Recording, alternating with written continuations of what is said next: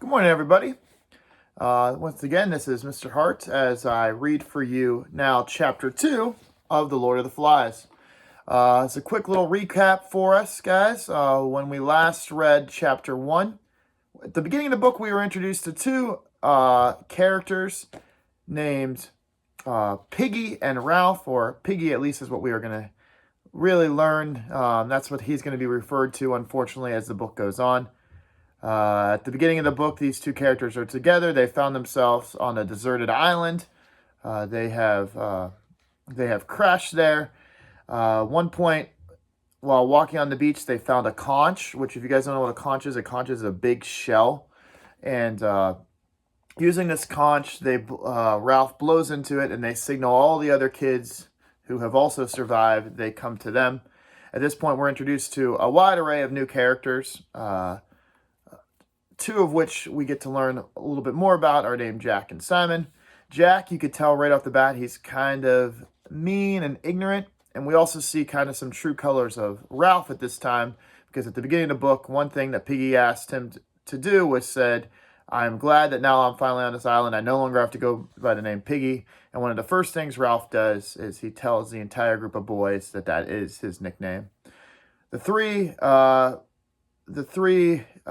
kids, Jack, Simon, and Ralph, all decide to go out because they want to make sure that they're actually on an island and that it's not just some mainland. So they decide to go exploring, and they leave Piggy behind. And that is kind of where we left off now. We are going to begin here at Chapter 2, which Chapter 2 begins on page 32, if you have this book, which I believe all of you guys do. And it's called Fire on the Mountain. Chapter 2, Fire on the Mountain. By the time Ralph finished blowing the conch, the platform was crowded. There were differences between this meeting and the one held in the morning. The afternoon sun slanted in from the other side of the platform, and most of the children, feeling too late, the smart of sunburn, had put their clothes on. The choir, noticeably less of a group, had discarded their cloaks. Ralph sat on a fallen trunk, his left arm to the sun, and on his right were most of the choir, and on his left were the larger boys who had not known each other before the evacuation. Before him, small children were also squatted on the grass. There was silence now, and Ralph lifted the cream and pink shell to his knees, and a sudden breeze scattered light over the platform. He was uncertain whether to stand up or remain sitting, and he looked sideways to his left towards the bathing pool. Piggy was sitting near, but giving no hope, and Ralph cleared his throat. "Well, then." All at once he found he could talk fluently, explain what to say. He passed a hand through his fair hair and spoke. "We're on an island. We've been on the mountaintop, and we've seen water all around. We saw no houses, no smoke, no footprints, no boats, no people. We're on an uninhabited island with no other people on it." Jack broke in. "All the same, you need an army for hunting pigs." "Yes, there are pigs on the island." All three of them tried to convey the sense of pink, live things that were struggling in the creepers. "We saw squealing. It broke away before I could kill it, but next time." Jack slammed his knife into the trunk and looked back challengingly. The meeting settled down again. "So you see, we need hunters to get us some meat. And other things."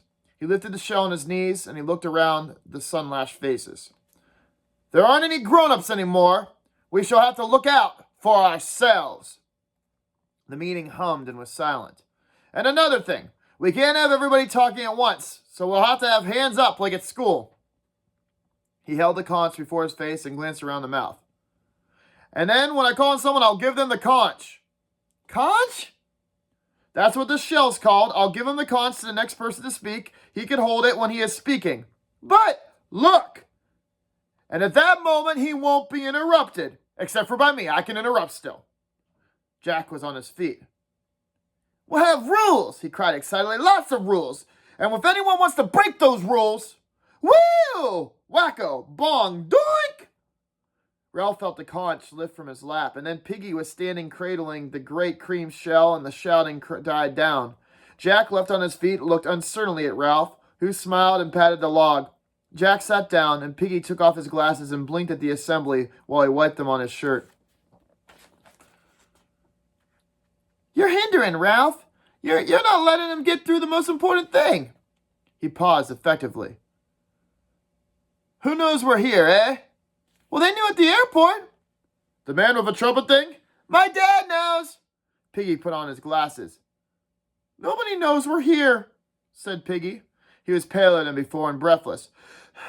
Perhaps they knew that we were going to, and perhaps not, but they don't know where we are because we never got there. He gaped at them for a moment and then swayed and sat down, and Ralph took the conch from his hands. That was what I was going to say. When you all... He gazed at their intent faces. The plane was shot down in flames. Nobody knows where we are. We may be here for a long time. There was a silence so complete that they could hear the unevenness of Piggy's breathing. The sun slanted in and lay golden over the half of the platform. The breezes that were on the lagoon had chased their tails like kittens were finding their way through the platform and into the forest. Ralph pushed back the tangle of fair hair that hung on his forehead. So we may be here for a long time. Nobody said anything. He grinned suddenly. But this is a good island. I mean Jack Simon and me, we climbed the mountain. It's Wizard. There's food and drinks and... rocks? Blue flowers! Piggy partly recovered, pointed to the conch in Ralph's hand, and Jack and Simon fell silent at that point. While we're waiting, we'll have a good time on this island. He gesticulated widely. It's like an open book! At once there was a clamor. It'll be like Treasure Island! Swallows from the Amazon! It'll be like Coral Island! Ralph waved his conch. Who's talking now? Me. This is our island, and it's a good island until the grown-ups come to fetch us. And until that time happens, we're going to have some fun. Jack held out his hand for the conch. There's pigs, there's food, and there's bathing water and a little stream around there and everything. Didn't anyone find anything else either?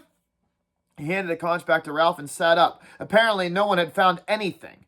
The older boys first noticed the child when he resisted. There was a group of little boys urging him forward, and he did not want to go. He was a strip of a boy about 6 years old and had one side of his face was blotted out by a blurry-colored birthmark. He stood now, warped out by the perpendicular by the fierce light of publicity, and he bored into the coarse grass with one toe. He was muttering about to cry.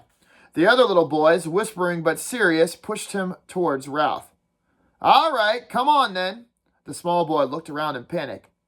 Speak up. The small boy held out his hands for the conch, and then the assembly shouted with laughter. At once he snatched back his hands and started to cry. Let him have the conch, said Piggy. Let him have it. At last, Ralph inducted him to hold the conch, but by then the blow of laughter had taken the child's voice. Piggy knelt by him, one hand on the great shell, listening and interpreting to the assembly. He wants to know what you're going to do about the snake thing. Ralph laughed, and the other boys laughed with him. The small boy twisted further into himself. Well, tell us about this snake thing. Now he said it was a beastie. A beastie? A snake thing, ever so big, he saw it. Where? In the woods? Either the wandering breezes or perhaps the decline of the sun allowed a little coolness to lie in the trees. The boys felt it and they stirred restlessly. You couldn't have a beastie, a snake thing on an island this size. You could only get them on big countries like Africa or India. There was a murmur and a grave nodding of heads. He says the beastie came in the dark. Well, then he couldn't see it, could he? At that point, there were laughter and cheers. Did you hear that? He says he saw something in the dark. He was dreaming. He says he saw the beastie. It came and went away and then came back and wanted to eat him. Suddenly there was laughing. Ralph looked for confirmation around the ring of faces. The older boys agreed, but here and there among the little ones was the doubt that required more than a rational assurance. He must have had a nightmare, strumbling along among all those creepers. More gave nodding. They knew about because they all knew about nightmares. He says he saw the beastie, the snake thing, and that it will come back tonight. But there isn't a beastie. He says that in the morning it turned into them things like ropes in the trees and hung in the branches. He says it'll be back tonight. But there is not a beastie. There was no laughter at all, and the grave watching. Ralph pushed both hands through the air and looked at the little boy in a mixture of amusement and exasperation, and at that, Jack seized the conch. Ralph's right, of course. This ain't no snake thing. But if there was a snake, we would hunt it down and we would kill it. We're gonna hunt pigs to get meat, and we'll get meat for everybody. And we'll look for that snake too while we're at it. But there isn't a snake, everyone. Yeah, but we're going to make sure when we go hunting. Ralph was annoyed, and for the moment, he also felt defeated. He felt himself facing another thing that was ungraspable. The eye that looked so intently at him were without humor. But there is not a beast. Something he had not known was there rose in him and compelled him to make that point loudly and again. But I tell you, there is not a beast! The assembly at this point was silent. Ralph lifted the conch again, and his good humor came back as he thought of what he was about to say next. Now we come to the most important thing. I was thinking like while we were climbing that mountain. He flashed a conspiratorial grin at the other two. And on the beach just now, this is what I thought. We want to have fun, but we also want to be rescued. The passionate noise of agreement from the assembly hit him like a wave, and he lost his thread. He thought again. We want to be rescued, of course. We shall be rescued. Voices babbled. The simple statement, unbacked by any proof but by the weight of Ralph's new authority, brought lightness and happiness. He had to wave the conch before he could make them all hear him again. My father was in the army. He said there aren't any unknown islands left. He says the Queen has a big room full of maps, and all the islands in the world are drawn there. So the Queen's got a picture of the island. Again came the sounds of cheerfulness and better heart. And sooner or later, a ship will put them in here. It might be Daddy's ship, so you see, sooner or later, we're going to be rescued.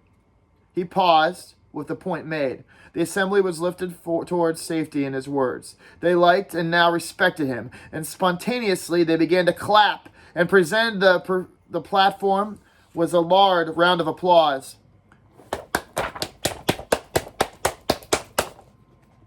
Ralph flushed, looking sideways at Piggy's open admiration, and then the other way at Jack, who was smirking and showing that he, too, knew how to clap. Ralph waved the conch. Shut up! Wait! Listen!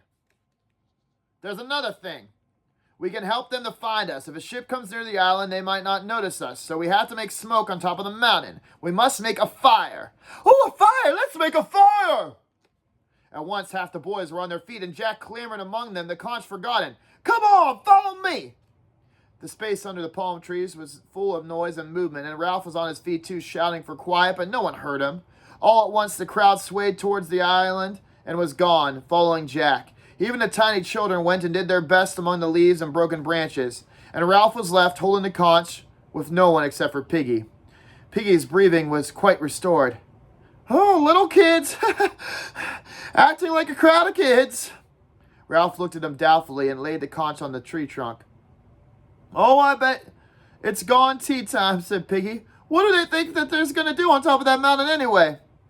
He caressed the shell respectfully and then and looked up. Ralph, hey, where are you going? Ralph was already clambering up the first swashes of the scar. A long way ahead of him was crashing and laughter, but Piggy watched him with disgust. Oh, they're all acting like a crowd of kids. He sighed, bent, and he laced up his shoes. The noise of the errant assembly faded up the mountain, and then, with the martyred expression of a parent who had to keep up with the senseless ambulance of the children, he picked up the conch, turned towards the forest, and began to pick his way over the tumbled scar. Below, the other side of the mountain top was a platform of forest. Once more, Ralph found himself making the cupping gesture. Down there, we can get as much wood as we want. Jack nodded and pulled at his underlip,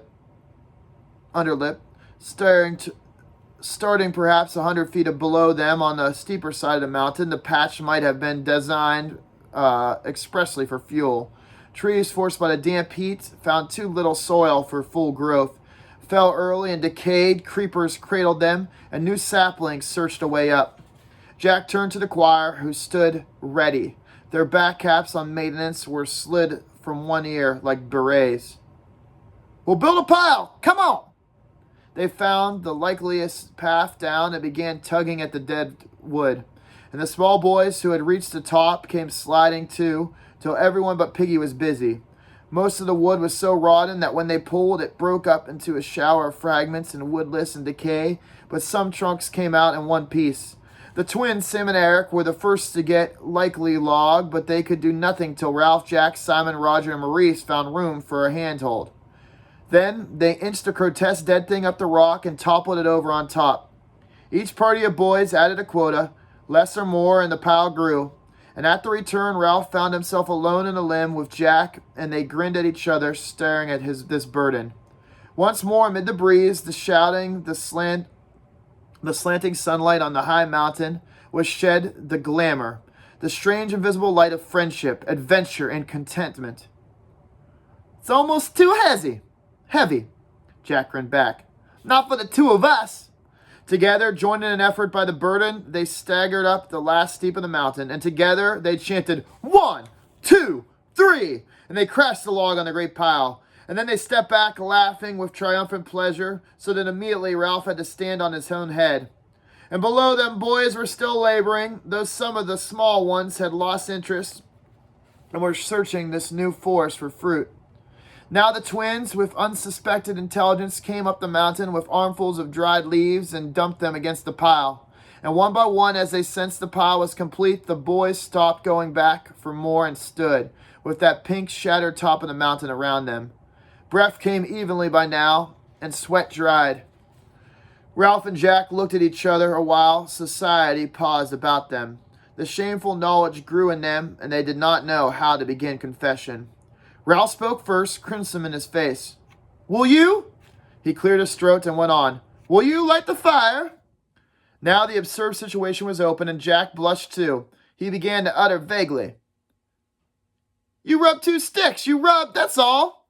He glanced at Ralph, who blurred out the last confession of incompetence. Wait, has anyone got any matches? You just make a bow and you spin the arrow, said Roger. He rubbed his hands in mine. Psst, psst. A little air was moving over the mountain, and Piggy came with it, in shorts and shirt, laboring cautiously out of the forest with the evening sunlight gleaming from his glasses. He held the conch over his arm, and Ralph shouted at him. Piggy, have you got any matches? The other boys looked up. The cry of the mountain rang, and Piggy shook his head and began to pile. My, you've made a big heap, haven't you? Jack pointed suddenly. His specs. You gotta use his specs. They'll burn. Use his glasses. Piggy was surrounded before he could even get away. Here, let me go! His voice rose to a shriek of terror as Jack snatched the glasses right off his face. You mind out. Now we'll give them back to you. Oh, man, I can hardly see. You're gonna break the conch. Ralph elbowed him to one side and knelt by the pile. Now stand out from the light. There was a pushing and pulling of the officious cries. Ralph moved the lenses back and forth, this way and that, till a glossy white image of a declining sun lay on a piece of the rotten wood. Almost at once a thin trickle of smoke rose and made him cough. Jack knelt too and blew gently so that the smoke drifted away, thickening, and a tiny little flame appeared. The flame, nearly invisible at first in that bright sunlight, enveloped a small twig, and it grew, when enriched with the color, and reached up to a branch which exploded with a sharp crack. The flame flapped higher, and the boy spoke into a cheer. My specs! Give me my specs back! Ralph stood away from the pile and put his glasses into Piggy's groping hands. His voice subsided to a mutter. Just blurs, that's all. I can hardly even see my hand. The boys were dancing at this point. The pile was so rotten and now so tinder-dry that the whole limbs yielded passionately to yellow flame and poured upwards and shook a great beard of flame 20 feet in the air. And for yards around the fire, the heat was like a blow, and the breeze was a river of sparks. Trunks crumbled to the white dust. And at this point, Ralph shouted, We need more wood! All of you gotta get more wood! Life began a race with the fire, and the boys scattered through the upper forest. To keep a clean flag of flame flying on the mountain was the immediate end, and no one looked further. Even the smallest boys, unless fruit claimed them, brought little pieces of wood and threw them in. The air moved a little faster and became light wind, so that leeward and windward side were clearly differentiated. And on one side the air was cool, but on the other side the fire thrust out savage arms of heat and crinkled air on the instant. Boys who felt the evening wind on their damp faces paused to enjoy the freshness of it and found they were exhausted. They flung themselves down the shadows that lay among the shattered rocks. The beard of flame diminished quickly, then the pile fell inwards from the soft, cindering sound and sent a great tree of sparks upward that leaned away and drifted downward. The boys laid, panting like dogs. Ralph raised his head off his forearms. "That was no good." Roger spat officially into the hot dust. "What do you mean?" "There wasn't any smoke, only flame." Piggy had set himself in a space between two rocks and sat with the conch in his knees. "We haven't made a fire. What's any use? We couldn't keep up a fire like that going, not even if we tried." "Yeah, fat lot you tried," said Jack contemptuously. "You just sat there." "We did use his specs," said Simon, smearing a black cheek from his forehead. "He helped in that way." "I got the conch. You let me speak." "The conch doesn't count on top of the mountain, so you shut up." "I got the conch in my hand." "Let's put down a tree branch," said Maurice. "That's the best way to make smoke." "I got the conch." Jack at this point turned fiercely. "You shut up." Piggy wilted, and Ralph took the conch from him and looked down at the circle of boys. "We gotta have a special people for looking after the fire. Any day there may be ship out here." He waved an arm at the taut wire of the horizon. "And if we have a signal going, they'll be able to come and take us off. And another thing, we ought to have more rules. Where the conch is, that's the meeting. The same's up here as down there. No rules are different." They assented, and Piggy opened his mouth to speak, and he caught Jack's eye, but then he shut it again. Jack held out his hand for the conch and stood up, holding the delicate thing carefully in his sooty hands. "I agree with Ralph. We've got to have rules and obey them. After all, we're not savages. We're English, and English are best at everything. So we've got to do the right things here, too." And then he turned to Ralph. "Ralph, I'm going to split up the chores. My hunters, that is, into groups. And we'll be responsible for keeping the fire going." "Oh, I'm sorry. Ralph, I'm going to split up my choir. These are my hunters. That is, into groups, and we are going to be the ones that are going to be responsible for keeping the fire going." The generosity brought a spatter of applause from the boys so that Jack grinned at them, and then they waved the conch for silence. "We'll let the fire burn out. Who would like to see smoke at nighttime anyways? And we can start the fire again whenever we like.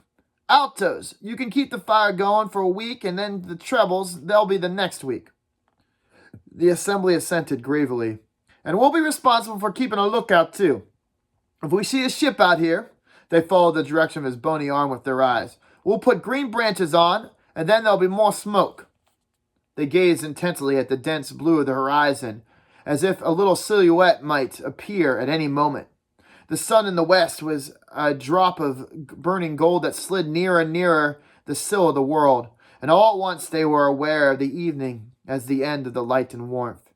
Roger took the conch and looked around at them gloomily. "I've been watching the sea. There hasn't been the trace of ship. Perhaps we'll never be rescued." A murmur rose and swept away, and Ralph took the conch. "I said before, we'll be rescued sometime. We've just got to wait, that's all." Daring and indignant, Piggy took the conch. "That's what I said. I said about our meetings and things, and then you told me to shut up." His voice lifted into the whine of virtuous recrimination, and they stirred and began to shout him down. "You said you wanted a small fire, and you been built a pile like a hayrick. If I say so. You said you wanted a small fire, and you been and built a pile of hayrick. If I say anything," cried Piggy with bitter realism, "you say shut up. But if Jack or Maurice or Simon say it..." He paused in the tumult, standing, looking beyond them, and down the unfriendly side of the mountain to the great patch where they found the deadwood. Then he laughed so strangely that they were all hushed, looking at the flash of his spectacles in astonishment. They followed his gaze to the sour joke. You got your small fire all right." Smoke at this point was rising here and there among the creepers that festooned the dead of the dying trees, and as they watched, a flash of fire appeared at the root of the wisp, and then the smoke thickened. Small flames stirred at the trunk of a tree and crawled away through leaves and brushwood, dividing and increasing. And one patch touched the tree trunk and scrambled up like a bright squirrel. The smoke increased, sifted, and rolled outwards, and the squirrel leaped up through the wings of the wind, and clung to another standing tree, eating downward. Beneath the dark canopy of leaves and smoke of the fire laid hold on the forest and began to gnaw. Acres of black and yellow smoke rolled steadily towards the sea, and at the sight of the flames and the irresistible course of the fire, the boys broke into shrill, exciting cheering. The flames, as though they were a kind of wildlife, crept as the jaguar creeps on its belly towards a line of birch-like saplings that fledglings an outcrop of the pink rock. They flapped on the first side of trees, and the branches grew a brief foliage at fire. The heart of flames leapt nimbly across the gap between the trees, and then went swinging and flaring along the whole row of them. Beneath the capering boys, a quarter of a mile square of forest was savage with smoke and flame. The separate noises of the fire merged into the drum roll and seemed to shake the mountain. "You got your small fire, all right!" Startled, Ralph realized that the boys were falling still and silent, feeling the beginnings of awe at the power set free before them. The knowledge and the awe made them savage. "Oh, shut up! I got the conch! I got the right to speak!" They looked at him with eyes that lacked interest in what they saw, and cocked ears at the drum roll of the fire. Piggy glanced nervously into hell and cradled the conch. "We've got to let that fire burn out now, and that was our firewood." He licked his lips. "There ain't nothing we can do. We ought to be more careful. I'm scared." At this, Jag grabbed his eyes away from the fire. "You're always scared, you fatty." "I got the conch." He leaned towards Ralph. "I got the conch. Ain't I, Ralph? I got it." Unwittingly, Ralph turned away from the splendid, awful sight. "What's that?" "The conch. I had the right to speak." The twins giggled together. "We wanted smoke. Now look!" A pall stretched for miles away from the island. All the boys except for Piggy started to giggle. Presently, they were shrieking with laughter. At this, though, Piggy lost his temper. "I got the conch! Now you listen! The first thing we ought to do is make the shelters down there by the beach. It wasn't half cold down there at night, but the first time Ralph says fire, you goes howling and screaming up this here mountain like a pack of kids." By now, they were listening to the tirade. "How can you expect to be rescued if you don't put first things first and act proper?" He took the glasses and made them as if he was going to put down the conch, but the sudden motion towards it of most of the older kids changed his mind. He tucked the shell under his arm, and he crouched back on a rock. "Then, when you got here, you built a bonfire that isn't no use. Now you've been and set the whole island on fire. Won't we look funny if the whole island burns up, where we would cook our fruit? That's all we have to eat. And I guess we'll roast the pork, too. And that's nothing to laugh at. You said Ralph was chief, and you don't give him time to think. Then when he says something, you rush off like that and just do it without thinking." He paused for a breath, and the fire at that point growled at them. "And that's not all. Them kids, those little ones, who took any notice of them, who knows how many of them we got?" Ralph took a sudden step forward. I told you to get a list of names." "How could I? You wanted me to do it all by myself." They waited for 2 minutes, and then they fell in the sea. They went into the forest, and they just scattered everywhere. "How was I supposed to know which was which?" Ralph licked his pale lips. "Then you don't know how many of this there ought to be, do you?" "How could I, with them little ones running around like insects? Then when you three came back, as soon as you said make a fire, they all ran away, and I never even had a chance to count them." "That's enough," said Ralph sharply, and he snatched back the conch. "If you didn't, you didn't. That's all there is to it. I'm tired of your excuses." "Then you come up here and you pinch my specs off." Jack at this point turned at him. "You shut up, Piggy. And then your little ones was wondering about down there in the fire is. How'd you do that?